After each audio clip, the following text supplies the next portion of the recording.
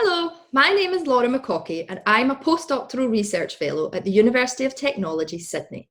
And tonight I'm going to be talking to you about tackling the problem of antibiotic resistance. Antibiotic resistance is when bacteria can fight off the effects of some or even all of the antibiotics that we currently have available in hospitals and GP clinics. Even if you have never taken an antibiotic in your life, you can still be infected with bacteria that are resistant to antibiotics. This means antibiotic resistance has the potential to affect anyone of any age in any country, and that includes you. And the problem of antibiotic resistance has been caused by our overuse and misuse of antibiotics in the last few decades. I must have talked about the problem of antibiotic resistance hundreds of times over the last few years. And when I do, I normally talk about a post-antibiotic era.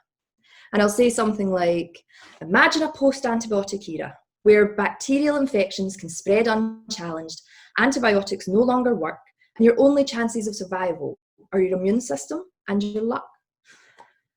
And I've been disappointed over the last few years that the seriousness of the problem of antibiotic resistance just hasn't been coming across.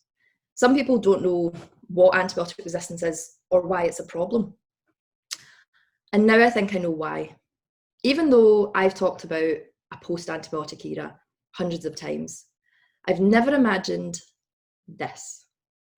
What we're currently going through with COVID-19 is what a post-antibiotic era would look like. And it's so much worse than I ever would have allowed myself to imagine. I couldn't have imagined the grief, the isolation, and just overwhelmingness of this whole situation. But I think once this pandemic's over and I talk to people about imagine a post-antibiotic era, people will remember this. So hopefully tackling the problem of antibiotic resistance will be taken up with a renewed vigour. And this is where I come in as a microbiologist.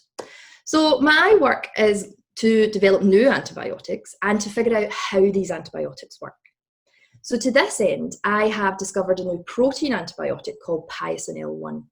And I've solved the crystal structure of L1, so I know exactly what it looks like. And that's really useful when you're trying to figure out how an antibiotic works. I've also identified a component on the surface of bacteria that the piacin antibiotic binds to in order to get inside the cell. And I've identified a component inside the bacterial cell that L1 has an effect on that can cause cell death. So why is my work important?